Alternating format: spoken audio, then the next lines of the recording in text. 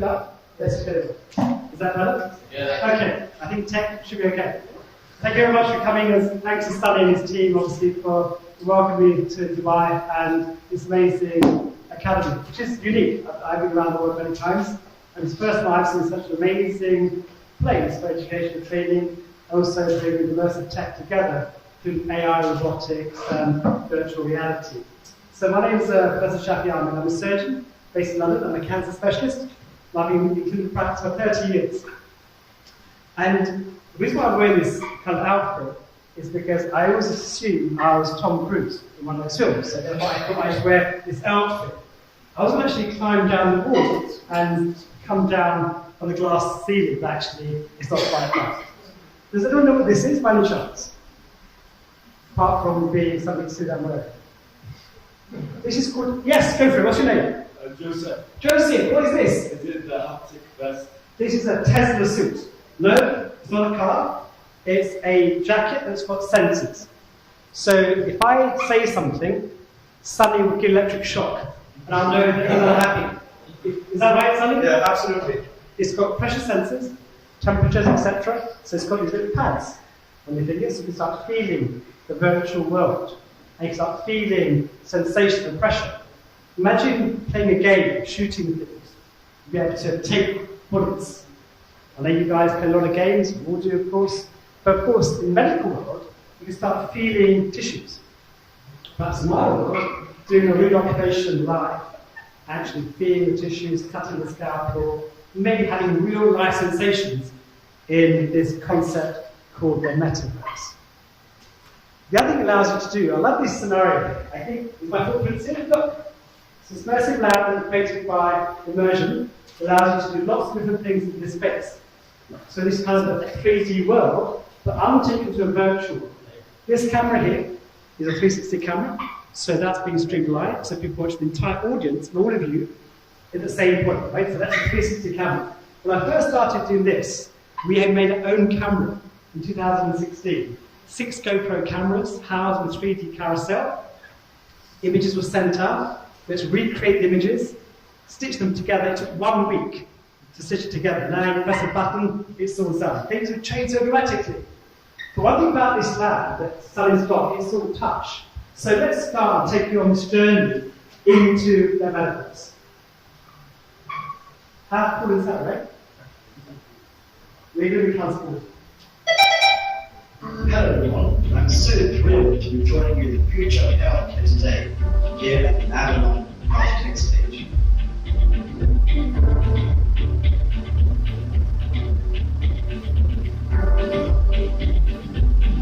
Welcome to the Medical Metaverse, Shafi. I'm Anna, your virtual assistant. I'm here to show you around and answer any questions you may have. This is amazing. Can you tell me more about the medical metaverse? The Medical Metaverse is a virtual world aimed at revolutionizing the way we experience healthcare. It's a place where patients and healthcare professionals can interact, explore new medical technology, and receive personalized medical treatment. It's the future of healthcare, and we're here to experience it firsthand. That's incredible. Can you show me around? Let me introduce you to some of the innovative medical technologies and virtual environments in the Medical Metaverse. In the Medical Metaverse, you'll find virtual doctor's offices, virtual surgery, virtual rehabilitating centers, and so much more. It's a place where medical professionals can provide personalized treatment and patients can receive care in a virtual environment. It's a whole new way to experience healthcare. This is truly game-changing for healthcare.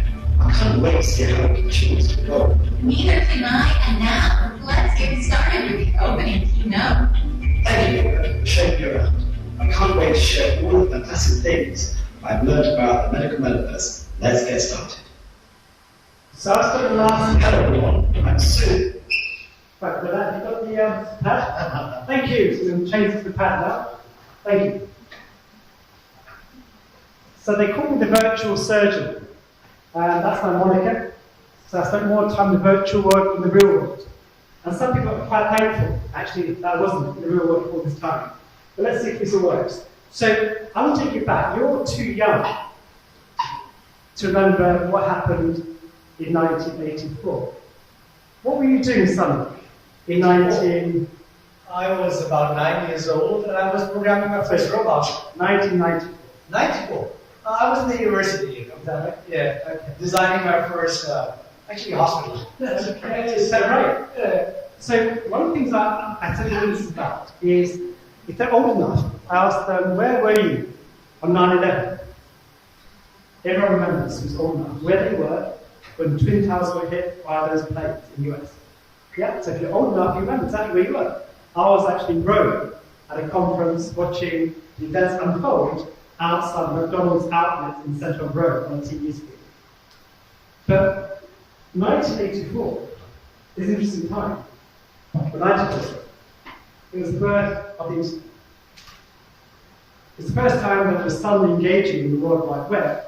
Who knew what the future was going to hold in 30 years' time? Now that's the concept where we were back 30 years ago. But of course, the Time magazine covered that 30 years ago. Now we fast forward into the world of the Metaverse. Now who knows what the Metaverse is? Can someone put their hand up to what it is? Any ideas? Come on, anybody? What do you think when someone says Metaverse? Yeah, what's your name? What's up, Dara? Sorry? What's up? What's that? What's the Metaverse? It's some, from my understanding, it's some virtual space where you can interact with other people. Virtual space, interact, yeah, that's part of it. Any additions to that? So Zor knows. Zor's a techie. He runs a tech company. We can't ask you, but you can tell me, what's the definition? I mean, my understanding is it's a shared virtual space. Okay, shared virtual space. Sunny. I know Sunny. Yeah. Sunny, let's think what Sunny thinks it is. Now, we can share. Yeah, I think the big thing about the metaverse is that it's not just a space like Zoom, but in the future or even now, what we're trying to do is put more emotions and sensory feelings into it. So touch, smell, and even taste in the digital twin. So my definition of the metaverse, don't think about a VR headset. That's what people think is a virtual reality. What we think the metaverse is, it's a total digital economy. It's money, it's crypto, it's token, it's experiences, it's AI. All the technologies that build from the 2D internet to 3D internet. So you can think of the metaverse as a 3D internet. Okay, that's the definition of what I understand about metaverse. Let's go back a few years. So 1994 was the birth of the internet. Well, it wasn't quite the birth, but it's where it suddenly became more available to people around the world. In 1992, 2 years before the internet became a thing, there was a book called Snow Crash, a book by Neil Stephenson, and what he described was a dystopian society that was fundamentally broken. People were unhappy, financial meltdown, societal breakdown, economic crash. So people escaped that world to go into a virtual world, which he described as the Metaverse. Look us around that moment, with the Middle East crisis, with Ukraine, financial meltdown, economic pressure. Maybe we need to get out of this real world, right? Today, maybe we are in that space that he described 30 years ago. So that's the first time that Metaverse was coined in the book called Snow Crash. I'm taking through a journey of the internet. You will remember this. We were sadly, Sunny and I remember this bit here. We came from this terrible system, which neither remembers well, of course. And none of you know what the 56k modem is, right? Yes, thankfully. You never heard that term, right? The slowest internet. It took a whole 5, 10, 15 minutes to get one image downloaded, pixel by pixel, layer by layer. You guys will be so upset watching that image unload. Forget video, this was pictures, images.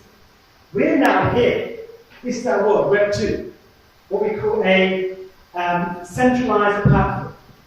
Where the big companies like Facebook, like TikTok, like Twitter, own your data. That's where we live. It's a centralized platform. We have no ownership. It's owned by the big companies. Where Web3 is a decentralized platform here, where we own our data. You will have your data, you'll be empowered, you can share it, you can monetize it, and it's based on these technologies that I'll describe in a moment. That's where the Metaverse comes in, the technology that underpins all of that. There's tons of technology, it's not just one thing. It's all of these combined. A decentralized platform based on that concept called blockchain. Dubai loves the blockchain, by the way. I mean, when it came down, Dubai was the blockchain capital of the world. We use AI, deep machine learning, and now large language models like ChatGPT. We're also using NFTs, non-fungible tokens, as data points that are secure. So like VR AR, actually just one component of this metaverse is VR AR. And we can use holograms and avatars. So that, in a sense, is Web3, which is underpinned technology that will build this new world that we're all going to be living in at some point. How many of you have seen these films? Ready Player One? Hands up? Great. What about Free Guy? And did you see the Oscar-winning film? Yes? Not so many. So these are films that depict the metaverse, or the virtual world. This is a brilliant film. Book is even better. But do watch this. It's great. It's a fantastic film. Very exciting. Free Guy, similarly, just gives you a glimpse of how we combine the real world seamlessly into that virtual world. I do suggest you go home tonight with my permission, stay up late, get Netflix, download it, watch the films. If your parents tell you what, just say, Professor Ahmed instructed us today to go watch these films at 2 in the morning. None. Is that okay, you two? Is that right? You have my permission. Right. Okay. Alright. John Rabbit talks about the 7 layers. It's a bit more complicated. He didn't think it was complicated, he thought it was just straightforward. VR headset and experience. Here we are. We have a core infrastructure, the Visual Pro, the economy, discovery phase, and the experience, all entwined, right like the meta of an onion, how they now all form this experience of the metaverse. Look at the technologies that we need to use to create it. And suddenly, that's all of those, right? Virtually every single technology is in this building. Okay, amazing, right? So let's talk about how do we build what I call the metaverse, the medical metaverse. It's a new concept, right? So the metaverse, what I say, is what we should be creating to change the way we see patients, treat patients, offer therapy, and train the future doctors. How many of you want to be a doctor in the future? Hands up?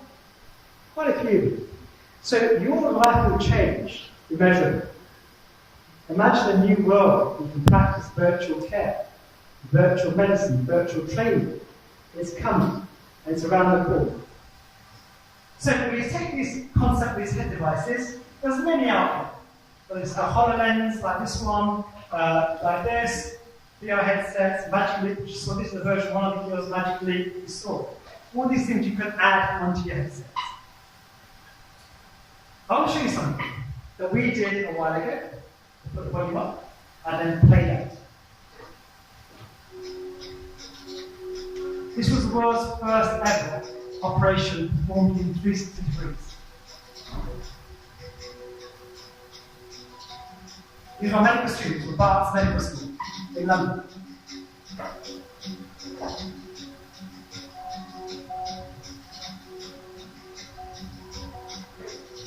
This was camera rig allows immersion. People around the world can simulate technology is simple VR headsets, actually reverse themselves and benefits around the world. So what we do with this, I placed a camera like this in my operating theatre at the Royal London Hospital, and we streamed live operation. So anybody could access it using a Google Cardboard headset, which was like a simple VR headset. You place your camera in on an app, put it onto your eyes, and you can get a virtual experience.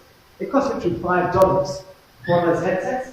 And actually, I think someone's got one downstairs in the museum. So This operation went viral, and it was watched by 55,000 medical students and trainees in 140 countries in real time. It was the biggest experience they had on VR. So I was the dean of the medical school at Bath at the time, and I was thinking, how do I teach my doctors and trainees in a different way? That's much more immersive, has more impact, and actually is better than what we have at the moment. This was 2016, long time ago, almost 8 years ago. So we were at the forefront of change. But VR is not new.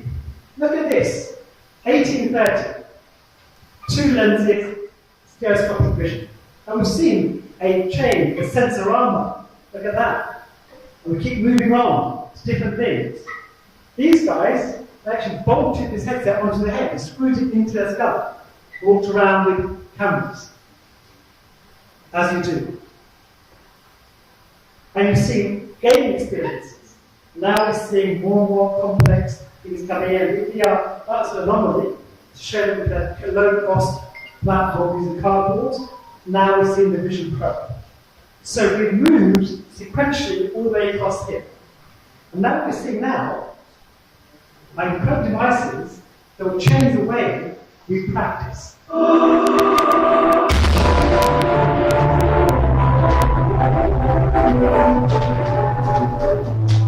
Introducing Apple Vision Pro. The era of spatial computing is here. Launched today, Apple are now part of that spatial computing system. They've taken 5 or 6 years developing that platform. Now you can buy it. Actually, you can't buy it because all 80,000 headsets were sold on the first day. It's like getting a ticket to a concert in the US, for example, right? So that's changed the framework where we are. So imagine what we can do with that. What does it look like? What are we going to do with it? Will you wear a headset? It costs $3,500, by the way. To start with, ended up $4,500.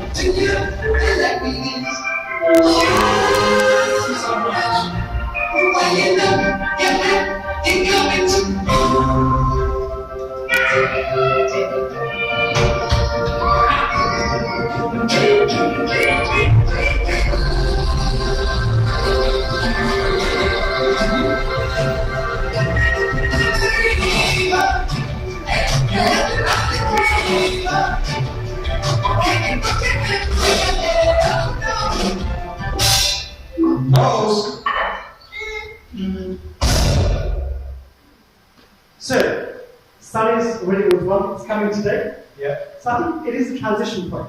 We were waiting for Apple to come to the party. They have joined the party with their headset, now they're all in. Google, Apple, Microsoft, Samsung, all of these major players are now being part of this ecosystem, building their headsets that are more powerful, lighter, and perhaps have more utility than ones before. So, hands up those of you who want a Vision Pro. Anybody? It's amazing. We want the front row. You guys are still not sure, right? If I said it has TikTok on it, would you have it? Of course you would, right? I'm just kidding, right? No, of course kidding. Alright. So we're now using VR, lifestyle experiences for training. This is orthopedic training.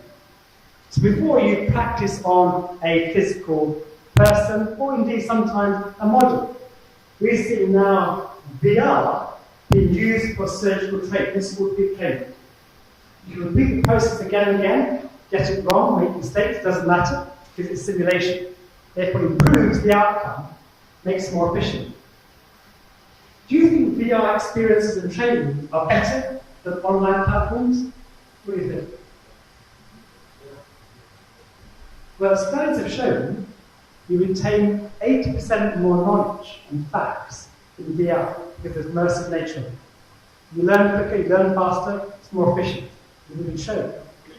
It's also good for soft skills, communication skills. Okay? For example, speaking to a patient. So we're seeing these tools being used. As a surgeon, I have been what I call an analog surgeon for the last 30 years. The surgery has been analog. I do complex abdominal operations using keyholes and robots, taking cancers out for the last 30 years. But all that is for analog. It's what I've learned from my brain, our practice, for example, non-assisted in surgery. It's my understanding of knowledge, my judgment, skills that I've acquired over a long period of time. What if I could be supported and become more digital, aided during the operation? What we're seeing now, the technologies allowing us to kind of do this, take an image from the CT scan, place it on the patient, plan the surgery, make the cut in the right place, putting a needle in the right place, being more precise. These are my friends from Japan, colorists. In real time, wearing a HoloLens headset, he's performing surgery. The scan is superimposed, allowing the surgeon, he or she, to find the right area to cut. This is a cancer operation. It might help us, aid us. So we've gone from analog to digital, from analog surgeon to digital surgeon.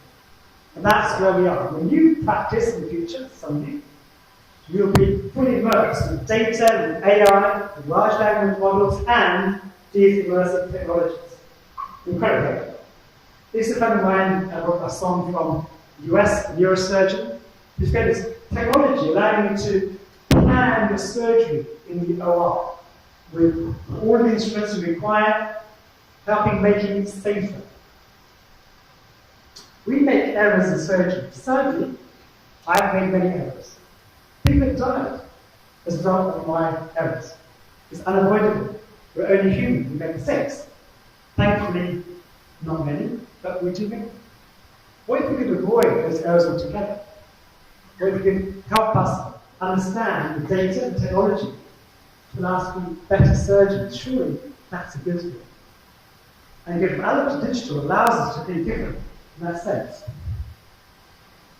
So one of my companies that I run is called Medical Realities, and we also collaborating with Sunny and the team at is here as well, who build the Metaverse, and we'll talk about it in a moment.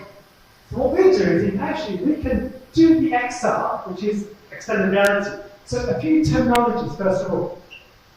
On the one extreme, you have augmented reality. On the other extreme, you've got virtual reality. Augmented reality is where you put a glass on, and you can see the real world. You can walk around, but you have overlay information, you have images that come into the screen, but you can walk around. Virtual reality, you can't walk around. You're in closed space, full in virtual environment.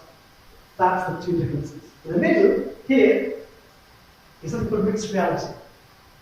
Okay, those are the words that we use. Add in avatars, holograms, spatial computing, all of that is called extended reality, or XR. Okay, that explains those terminologies in the way they should know. So we've been creating this content for the last 8 years. And this is what our vision of education will look like.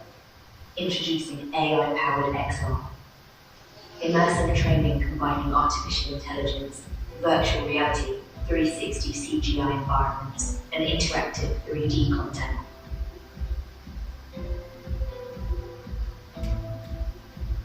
Introducing Medical Realities, an extraordinary training platform that signifies a groundbreaking advancement in medical education.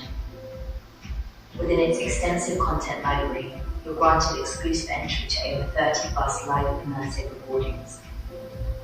Whether it's routine medical procedures or complex surgical operations, you're invited to a front row experience, all while comfortably wearing your XR headset.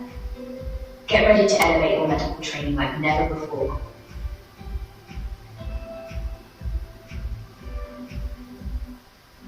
AI-driven simulations. Dive into the future with GD and a continually expanding roster of patient avatars. New content and characters added monthly. As these avatars share their symptoms, you're thrust into dynamic diagnostic scenarios, that evolve based on your past sessions, ensuring ever-refreshing challenges. Tell me what has brought you here to the emergency department today. I came to the emergency department because I'm not feeling well. 3 days ago, I was stunned by bee hormones on the beach. Since then, my hand has become swollen and inflamed.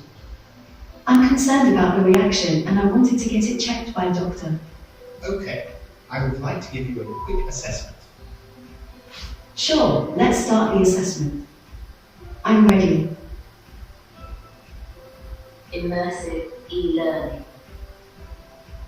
This module will be learning about properties of the skin, which is the area of the skin directly from the face.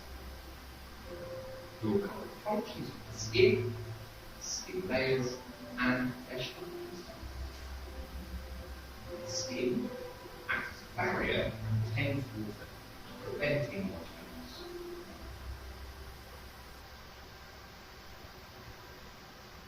Collaborative training modules.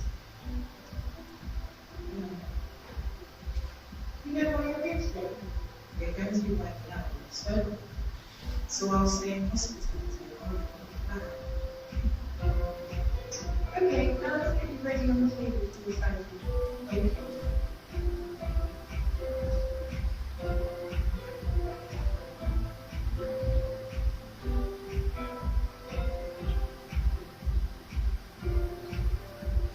Interactive simulations.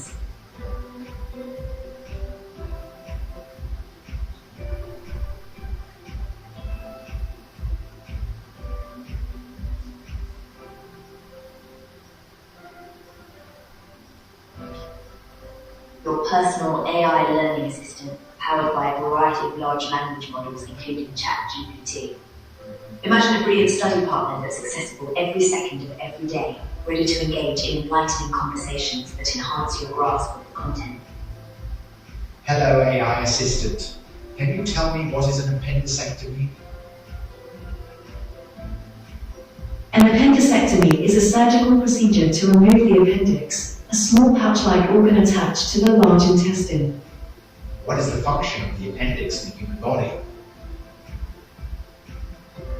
The exact function of the appendix in the human body is not fully understood. It is believed to have a role in immune function, as it contains lymphoid tissue. Live translation to over 100 languages. ¿Por qué se realiza una apendicectomía? Se realiza una apendicectomía para extirpar el apéndice, que es un pequeño órgano ubicado en la parte inferior derecha del abdomen. With new content and So we put it into AI, ChatGPT, AI-enabled sessions. You can choose the avatar, choose the language, choose the conversation, choose the scenario. It becomes completely autonomous and driven by the user. The learning management system allows you to access it, assess your performance, and give you feedback in real time using AI. That's the future. It's not just XR, it's AI-powered XR. Another thing I'll talk to you about in the next step is around this concept of surgical metaverse, which I started playing around with in 2017. You see that blue avatar? Yes? That's me in 2017. Okay? That was my avatar. But what I did on that day, we decided to do something interesting, an experiment. I thought, okay, that's me with a whole bunch of cameras recreating my 3D image. Okay? This was way before people were doing real-time avatars and holograms. And so that virtual person became animated, built with AI in the back end. But I thought what I could do is interesting. Before COVID came and changed everything. We became more remote. We had to. I was remote in 2014, thinking we can do things much more on a global level rather than being next to one another. I thought, can I connect with 3 surgeons in 3 continents in 3 time zones together? I was joined together in the OR in real time using a HoloLens head device, the surgeon from the US, one from India, Mumbai, South Memorial, one from the UK.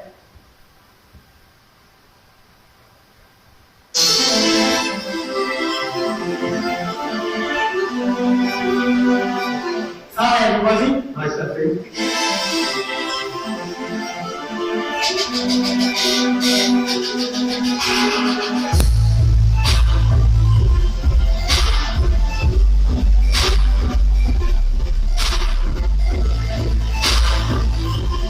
So the HoloLens itself really allows us to reshape the way we connect people, to communicate with people, also to be used in teaching and training. Initially when you put the HoloLens on, it feels a bit strange, but actually in a few minutes it becomes quite normal. You feel as though you're just discussing cases with people with the same one, for example, like we do in normal hospital practice. We can come in and actually look at this content in full 3D. And obviously when you're working in this case, the medical field, having a full 3D understanding of a situation, for example, is really much more powerful in solidifying how you want to navigate it in your mind.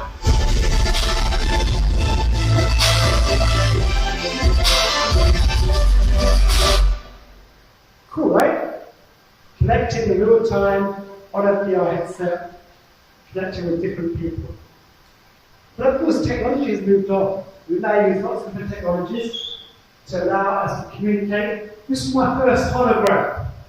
Here, first ever time in the hologram in 5D technology. Have you seen Star Wars? You know Star Wars, guys? Yeah. Princess Leia, that moment of Obi-Wan Kenobi? That was my Princess Leia moment. Yes, the Obi-Wan Kenobi. And so we did this whole area, so how do you collaborate? Some before COVID, some during COVID with colleagues around the world.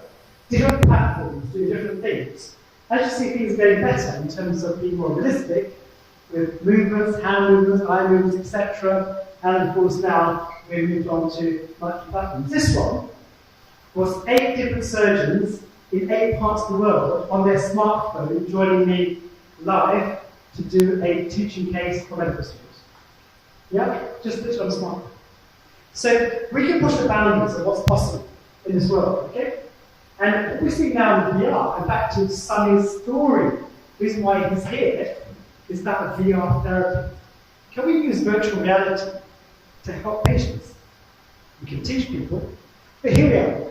We're now using VR therapy to prevent or treat phobias, anxieties. We're using it for PTSD. Soldiers that come back to the US and Canada with PTSD are given VR therapy to allow them to come back into society, reducing the burden of PTSD. We're seeing pain control. This is a patient who's got burns, who has dressing changes. When he has dressing changes, which is painful, they put a VR headset, he requires less painkillers, less opioids. And here, this is in LA, in California, you can now have women during labour offered VR as opposed to an epidural or opiates. It takes away pain, distracted therapy. So we see that in the UK, of course. These companies are based around the world, Applied VR, this company works with Singularity in LA, and On Company is a Belgian company, doing a lot of VR work on therapy of patients.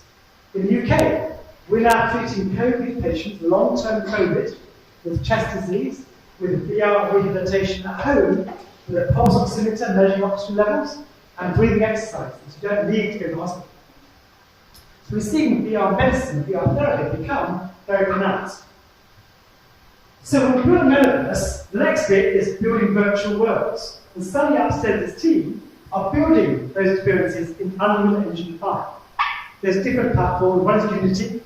That's more the cartoon type picture. The real world now are Unreal, which I'll show you those in a moment. Decentraland was one of the first VR worlds. Okay? Created where you could buy a bit of land, you could spend money, build. And that's where Nike was spending lots of money building the VR kind of experiences. But there's one time there was only about 23 people in the whole Decentraland world, not knowing what to do. So it wasn't really that effective. I'll tell you why it wasn't effective.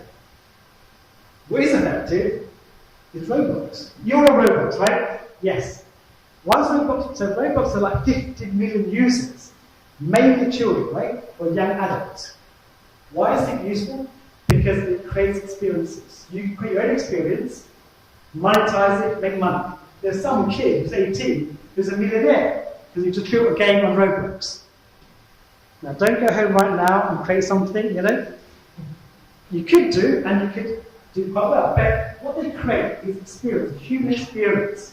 Whereas Decentraland had no experience. You just buying some land for no reason, nobody could go and actually do anything. So that's important. The robots, I think, is key. Once how this can work.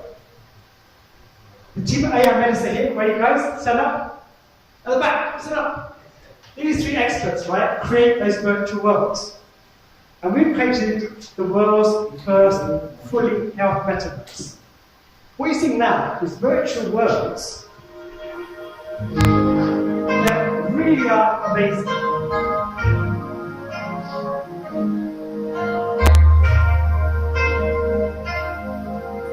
Japan, Dubai. We have created Dubai, guys. You can walk around Dubai in the health metaverse. We have Australia. We have Switzerland. And something like this is kind of what we created. So you can now go and get treatment, therapies, education in our metaverse.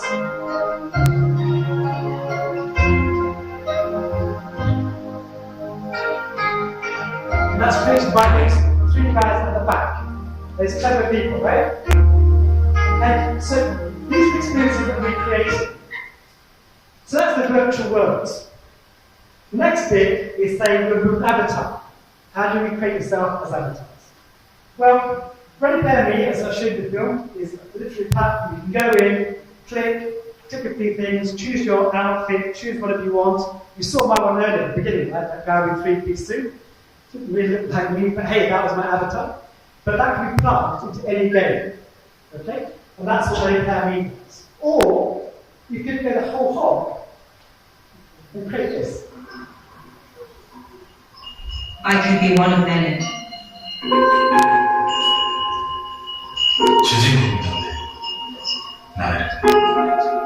Je pourrais être architecte. Qui fait mon artiste. You create the narrative. I am metahuman. So we're going to be better humans, right? Much more photo-real. Imagine that being a reflection of who you are, with lip sync, with ChatGPT's backend or a large language model. Suddenly, what we're creating is intelligent forms of creatures in that virtual world that are photo-real. So that's the next step. Build the world, then of course now for healthcare, we need standards. So healthcare is probably the most difficult things to build for across all tech verticals. Because you have to worry about patient data, patient compliance, confidentiality, to ensure that we're as safe as we can. So what we create is a whole system around us. These are all technical terms, but we've got to create these standards to ensure it's GDPR compliant, HIPAA compliant, and all the products we need. We have to be careful. We can't just build something and release it to the world because it's unsafe. So we have to go through a whole process of regulation. What we created is also our own token, the IMX token. You can actually buy our crypto on the market. Buy plenty, please do. Raise that value, and we'll be very much doing what I do, right? And I'll take it to Nada and cash it out, right, Nada? So yeah, please go and buy some today. We have NFTs, so we need data.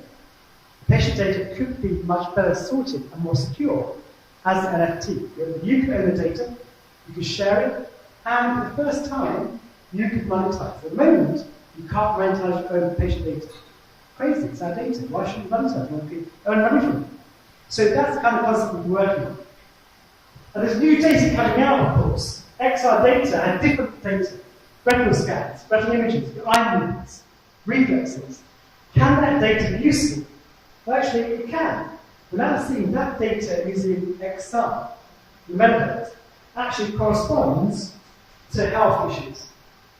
So now we've got more data we can collect that would help you understand the health of the patient. And that's what Meta is doing.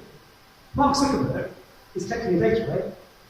Yes, all that data you're doing in investment, that Oculus Quest, you think you're gaining it, he's taking your data, right? And saying, what can we do with this data?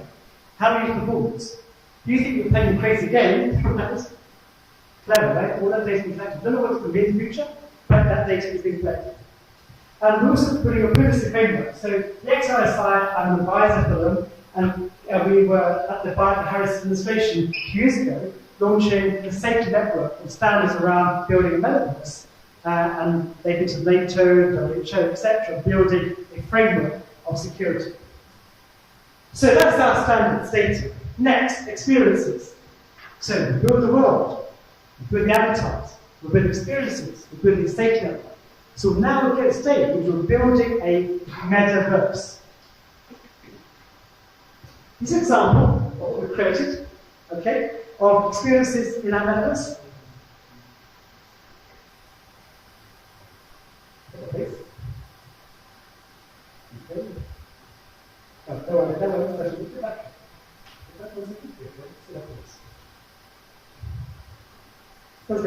Next one.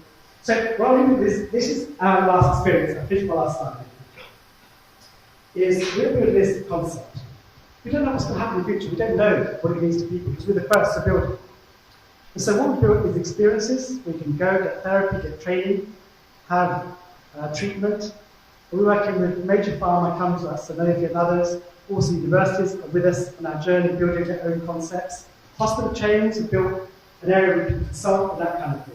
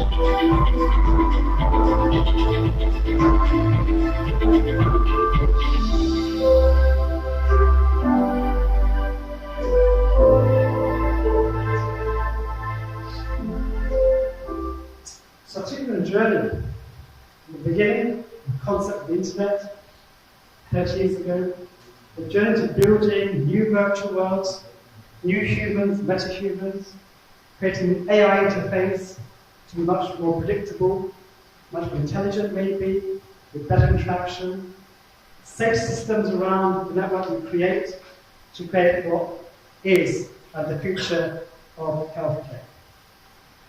You can follow me on social media. I am on TikTok, I do much TikTok, but it's better on LinkedIn and other platforms. So last question to the audience. What's the metaverse again? Hands up, one person. I'm pointing to somebody. What's the metaverse? What's your name? Sarah. Sarah, what's that? It's the interactive space where lots of like doctors, surgeons, nurses people come together and perform surgery to really learn about Well done. Thank you very much.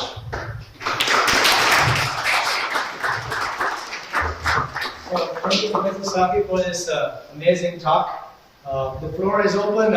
Any questions for Professor Shafi? Please raise your hands and introduce yourself. Any questions? Yes, please. Can you stand up if you don't mind and say your name and where you're from? I'm from India. I have a question regarding safety and regarding drawbacks. What do you think are the main drawbacks of using AI and using the metaverse in general? What do you think can be the negative drawbacks of that using them on a daily basis? So it's a very good question. I think that if you think about technology, and I do a lot of talk about technology and transformation of healthcare globally, the first problem is that not everyone is innovative. Healthcare, sadly, is slow to change. Most doctors, nurses, and healthcare workers are very incremental, slow to adopt. So there's a barrier there of adoption. So people aren't ready sometimes to take on these new ideas. That puts the patients on the other side. We worry about the standards around it, so it's safe enough and secure enough. And then can we prove what we do is better or as good? And obviously we're governed by research. I'm an academic, I'm a professor of surgery. Therefore, what I want to know is what we do, is it just fancy thinking, or does it add value? Can we show in clinical trials that it's of value, the outcome's better, patients are improved? So you have to show that as well. Those are the barriers of adoption. But we'll see it more routinely being used. Actually, as it gets easier and easier in terms of the interface, the experience, it becomes much more part of healthcare. It won't replace anything. So people talk about AI replacing doctors, or AI replacing this, or VR. Think about the continuum. How do we use these technologies across the spectrum? We have face-to-face, which is still the best way of speaking to people. Yes, I still spend a lot of time face-to-face speaking to my cancer patients.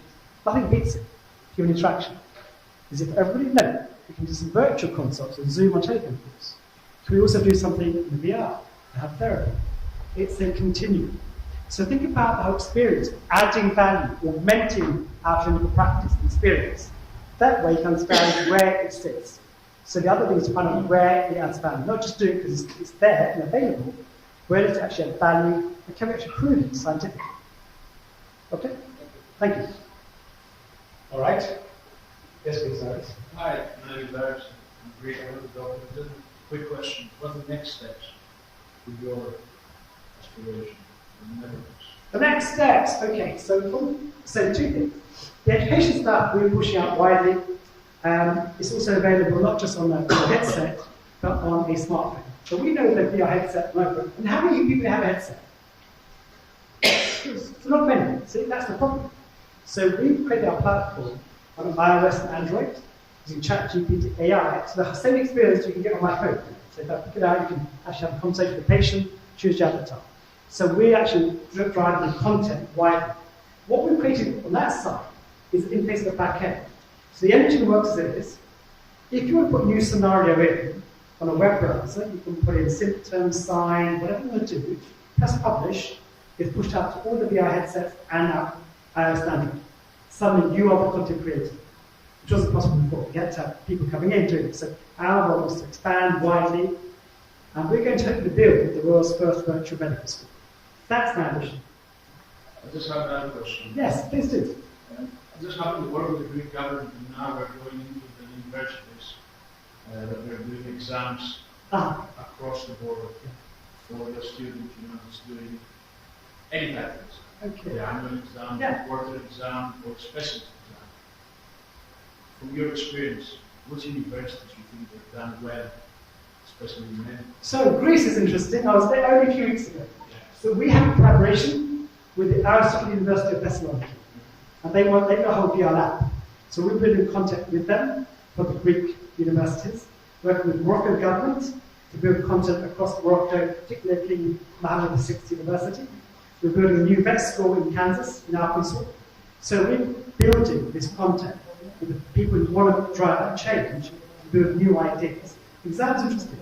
Look at OSCEs. OSCEs are where you have little stations. You go for 10 minutes, you take a history, you walk out, next room you do this. Yeah, these are OSCE. Objective, structured clinical examinations. Yeah? If you don't know now, you will know in 2 years' time, because it's part of your life, right? That's how they teach, it's structured. You can do all that, but it's expensive, time inefficient. You have to have patients who you pay, actors that pay patients. You have to have people marketing it, for example. It's very time expensive. You can do the whole thing in VR. You go from room to room, interact with a ChatGPT-based patient, keep going, and at the end you get a mark. So actually, that's where we think exams heading towards, and assessments. It makes it easier, everyone can access it wherever they go. So I think that's where the interface will happen. It doesn't replace face-to-face. We're going to have to go away. We don't replace it face-to-face. Face-to-face medicine is still what drives us. Human interaction, the empathy, the hand-holding, the breaking bad news. You can't really do that on a VR headset, right? You can't.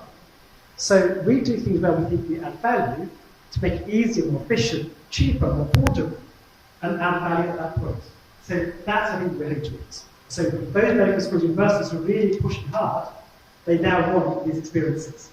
And they're just getting to the stage where now investing time, effort, and teams to build those experiences. What we've built already, in order to use our platform, build experiences on top and add to the library that we have already. And just to add to that, I also believe that this lab is the first incubator lab of its sort in the region. So really would like you young people or practitioners over here to come and use the power of this lab so as to collaborate. Of course, we collaborate with Professor Shafi, but also we are growing collaboration with universities in Europe, across Europe, and also in the US. The intention is that whatever you learn over here, you can hopefully get a direct seat in one of the top universities where your ideas can be brought around. I would like to say that I would like one research area to be looked into. Especially there are many people with chronic diseases. They have to go, time and again, like the own family, I know it for real, every few weeks to do blood tests and do labs. But today we have the power, if you imagine all the patients who are in a typical type of challenge or a problem, if suppose AI could be used to look at some predictive analysis. A lot of these diseases are inflammatory or autoimmune in nature. So can we get to look at some of the parameters, how the ESR or CRP or FBCs are changing around, how are the other parameters changing around? Can you get better diagnosis done? Can you get predictive diagnosis done? If you can predict a problem from occurring, then you can probably prevent it from becoming more fatal. And that's the key. The idea of medicine is not just to solve problems, but prevention of diseases itself is a big challenge. So I think this research of using large data sets trained by AI and helping the doctors have a better diagnosis or understanding the problems would be great. I think that would be really amazing, isn't it? That, let's say you're not sure as a doctor what's happening with the patient, but now you go into an AI-driven model where you can run all the scans and reports into and say, okay, am I missing a point over there? Because at the end of the day, when the patient is there in ICU, every moment is super critical. And you can't have 10 doctors' brains of the patient at the same time. But just imagine if you could clone Professor Shafi and some of you over here and bring that data set to life. That would be truly amazing, isn't it? Yeah. Yes. I'd like to guess. So I'm thinking for VR applications in terms of more subtle cases, such as, for example, trauma surgery, where it's completely unpredictable. Because most of the VR examples that I've seen so far are more terribly designed operations, for example, appendectomies, where it's not as urgent. So how would you say VR could be applied to more sudden critical cases which are relatively unpredictable, such as, for example, a car accident where you don't know the type of injury, or a gunshot wound, for example? So you can recreate, so when VR adds value, is simulation. You can add a simulation. So we have something called trauma moulage. In real practice, in real life, we have a kind of pretend patient, we pretend what's wrong with them, the whole team, you call in, and you manage a situation. It's that repetitive understanding of acute trauma. In trauma, you have 1 hour, called the golden hour. If you don't get right in the golden hour, the patient will do badly and probably die. So this is the golden hour. So what we see is two things. One is doing simulation. So you have a patient in VR who's there, blood pressure pulse, doing a stab injury or gunshot injury or road traffic accident, then you have to behave. We can train it as you do certain interventions, the outcome changes. If you do the wrong one, the patient gets worse. If you delay it to it. So that is better than learning in real life. Because you learn the technique of what to do when, to raise the concerns, and start treating as you see. That's where simulation is really important. The other thing that AR and VR helps, so for example, I work with Vodafone, the telephone company, and we work across Europe. And what we've done in Italy is create ambulances, smart ambulances using 5G technology. And so the paramedic who's at the trauma of something going wrong with the patient, called out, they put their headset on, immediately they're relayed to the hospital with experts. So in real time they can show what's going on, ultrasound, blood test, whatever, or the X-ray, or the ECG, or the blood pressure. And in real time they get information about how to manage it in that golden hour. So even that telemedicine, using AR/VR, in Italy, with smart ambulances that are connected, is allowing to be much safer.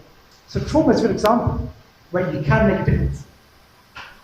So one last question. Otherwise, we can always be outside as well. There is some, by the way, juices and refreshments afterwards. But one last question before we thank Professor Shafi and all of you for being over here. Yes, please. How long will the implementation of such technology take on a wide scale? How long will it take?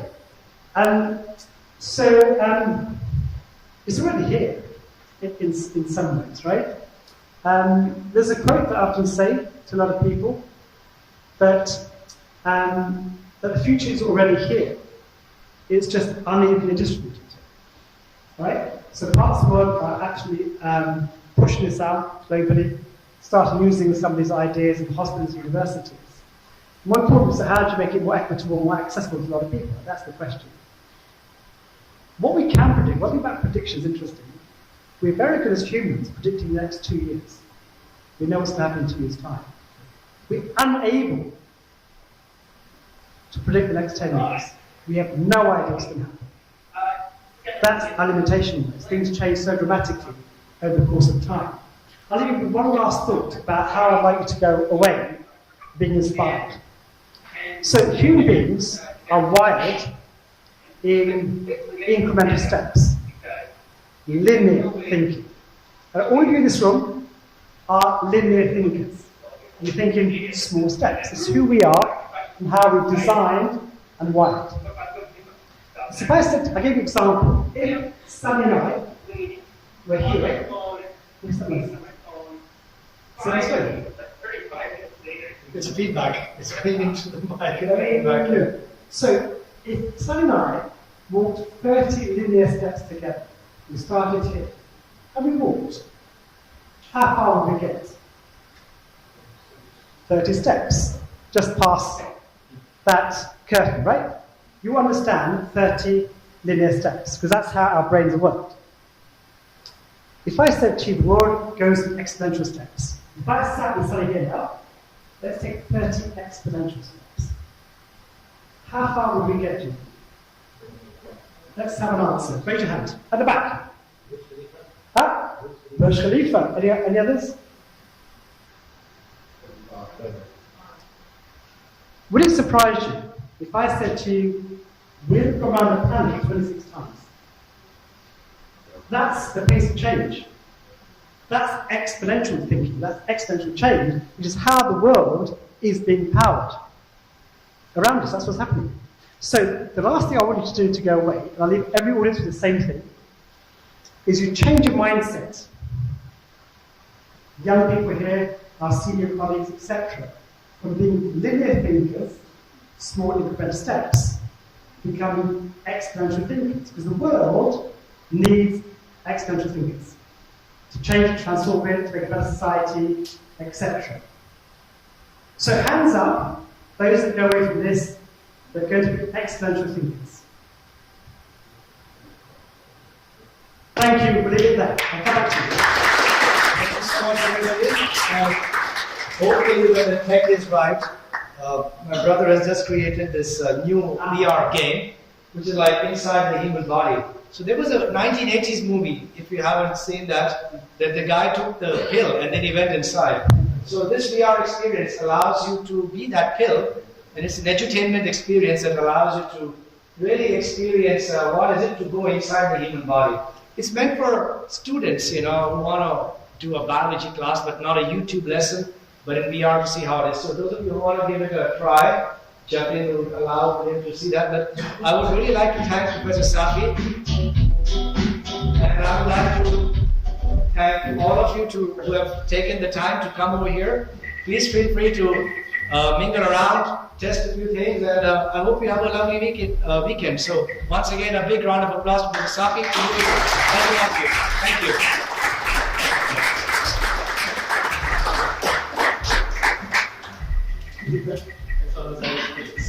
Slides are playing. Okay.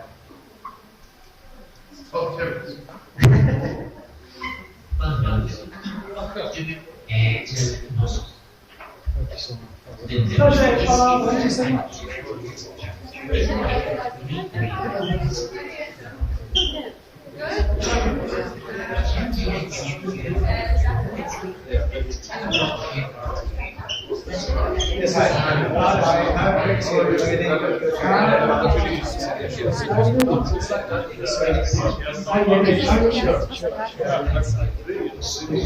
Great.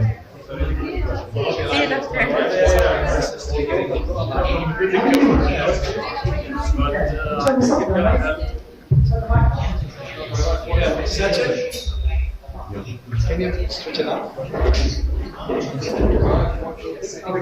My wife was watching this in India, so live stream.